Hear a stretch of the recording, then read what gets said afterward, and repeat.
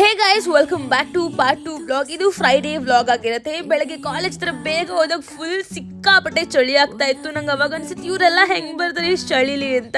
So first ಇಂಟರ್ನಲ್ಸ್ನ ಮುಗಿಸ್ಕೊಂಡು ಬಂದು second ಇಂಟರ್ನಲ್ಸ್ಗೆ prepare ಆಗ್ತಿದ್ವಿ ಎಲ್ಲ ಗ್ರೂಪಲ್ಲಿ ಕೂತ್ಕೊಂಡು.